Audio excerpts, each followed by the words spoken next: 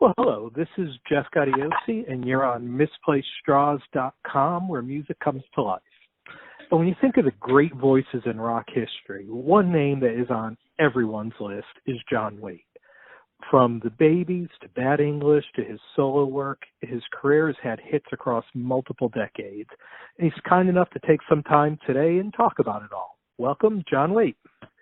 Hey, Jeff. How are you? I'm doing great. How are you doing today?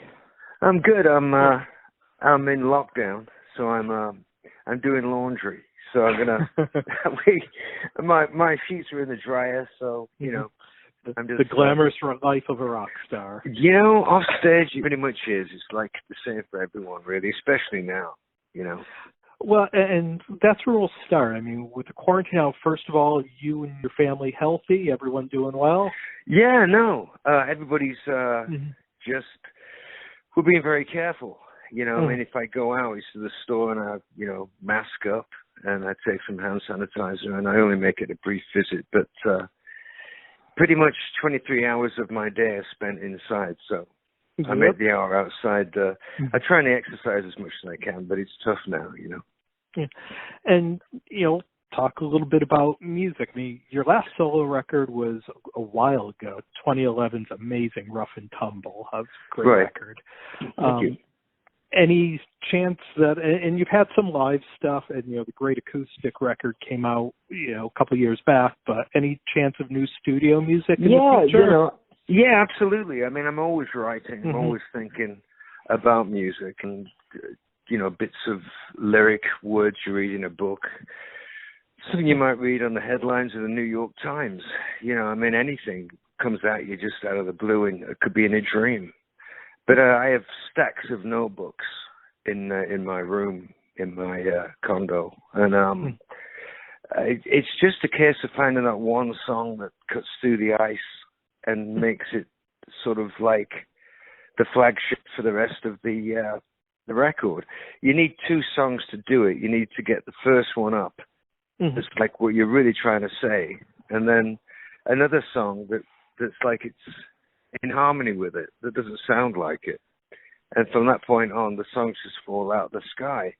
But I'm always looking for that one song. I mean, Dylan's last song, "I Know Multitudes," was pretty intense and pretty much where my head's at. I mean, it's like the older you get, you realize that you're connected to everything.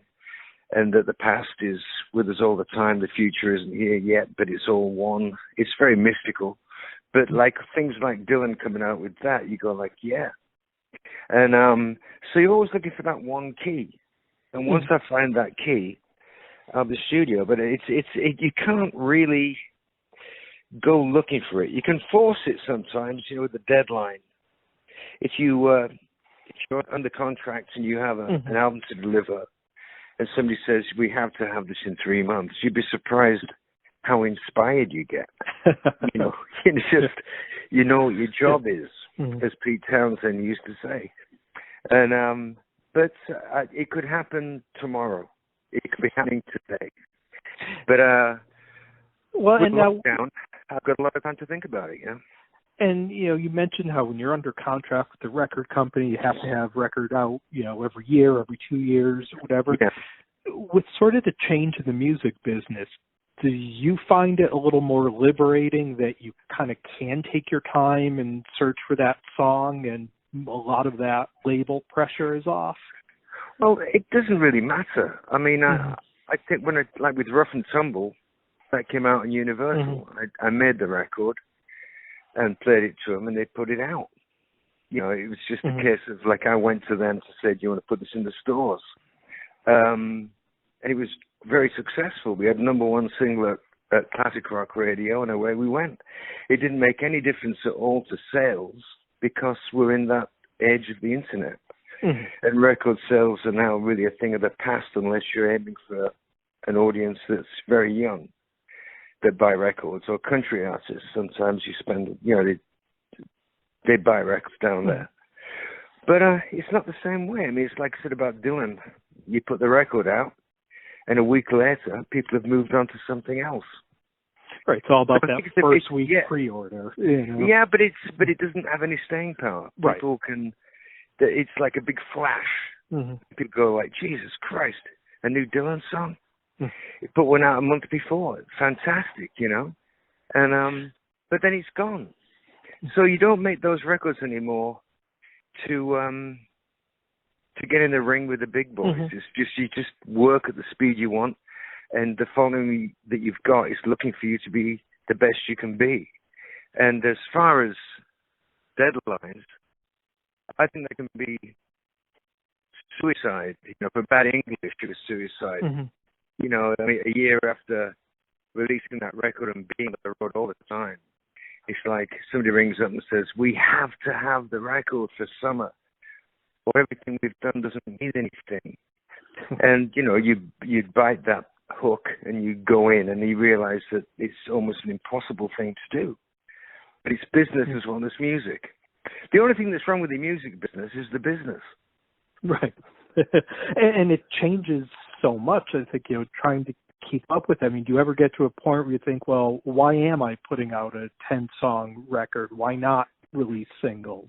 I mean, do you kind of go through that thought process at all? Yeah, I think I'm more aligned with the idea of an EP.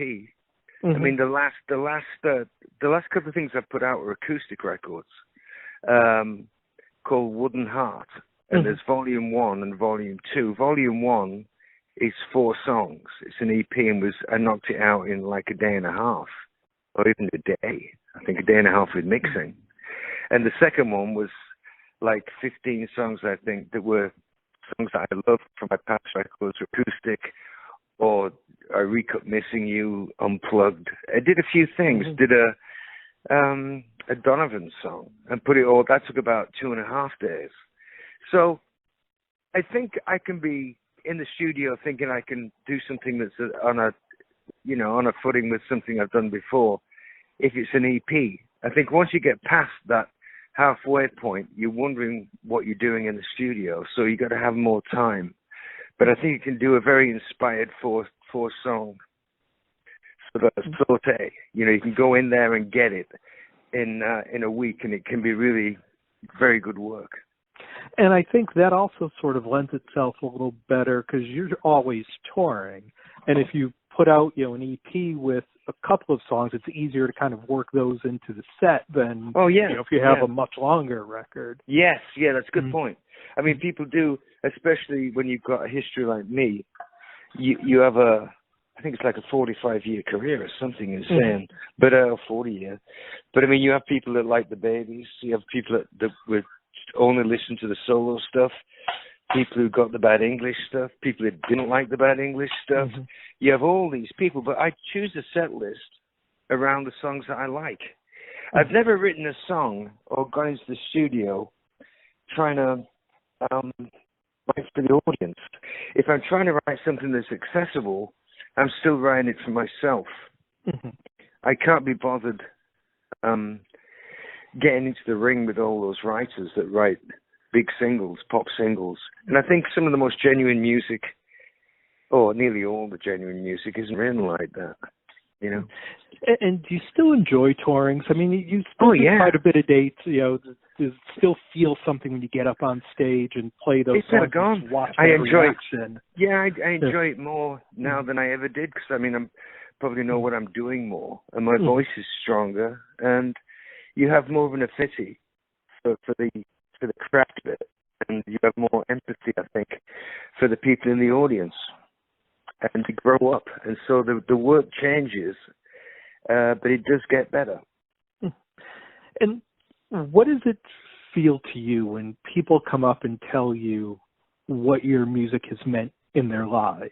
And again, each of your variations, from the Babies or solo or bad English, really strikes a chord with different people. I mean, what does it feel for you as an artist when someone comes and says, yeah, this song, you know, stuck with me through my whole life? Well, I used to be kind of embarrassed a bit. You know, I could never take a compliment. And I think my basic nature was very shy as a younger person. But now I've learnt to accept a compliment. If somebody comes up and says that, I really listen. And I really do try and have a conversation with them, not just like, thanks, man, and walk away. If it meant that much to them, it should mean that much to me. And we do this meet and greet thing on the road. And I try to spend at least 5 minutes with each person that comes, at least, you know. And most people just wheel them through. But it means a lot to me, that connection with the audience, because it means somebody understood what I was doing. And in life, if you have somebody that understands anything about you, you're ahead of the game. So if my audience like what I'm putting out, I owe it to them to show up and be present, you know, and be available. And, you know, you had a couple of dates scheduled and naturally are canceled in May and going forward. I mean, do you have any, you know, have you heard anything from the venues or anything like that as to... Oh, everybody's moving dates. Scheduled. Yeah. Everybody's moving dates to the new year. We're supposed to go to Holland and possibly Germany, I think in September or October. I've forgotten. But I don't even know if that's still on. But in the papers every day, you see this thing now about there might be a law against any more than 10 people congregating in a confined space, which tells you pretty much that it's all over. And all the tours will be cancelled, I think, this year. And rightfully so. If we don't get on top of this thing, it could end up being like your worst nightmare, like somebody dropped the atomic bomb. If we don't get the chain of like fresh water, food, education for kids, care for homes, for elderly people, if we don't take care of ourselves right now in the future, and people are just running around outside with no masks on, like, I don't care, you know, it's all a hoax. I mean, it's almost ironic and funny and terrible. You know, it's all these things at once, but we should try and really get through this next couple of months and then come out swinging. If you don't contain this thing, it's not Democrat and it's not Republican. It's a virus, you know. Yeah, there's no point to coming back if it's all going to just start up over again. So who knows? Well, they said there's going to be a resurgence. Yeah, I've heard in the fall. Yeah. Now, and getting back to some music and a little brighter subjects, I suppose, or maybe not, but you know, again, looking back on your past, you know, there was a thing going around the last couple of years of a version of the Babies getting back together. You know, have you ever had any interest in getting back into that, or no, that English, or is it moving forward? No, it's just, I think when you reach the end of something like that, you've really, I mean, I certainly did the best I could. It's not like I was holding back any kind of, wasn't holding back. I never do. You know, I was giving it my best shot with the Babies and that English. And once you've done that, I can't see, you know, I just can't see going back and saying, where were we? You know, there's a reason to stop. And the Babies stopped. But if the other guys want to tinker with that and go ahead with it, that's up to them. You know, the past is the past. You know. And you have a really strong band that you've been working with, you know, for the past few years on tour and all of that. So if you do get into recording more, will it be with this band?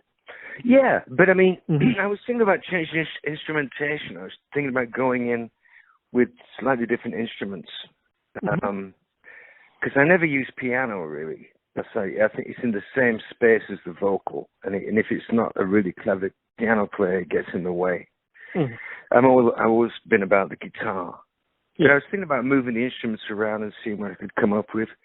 So that might happen. But if not, I would use my guys, Well, okay. I mean, I'm a fan of the Wooden Heart records, the acoustic thank stuff. You.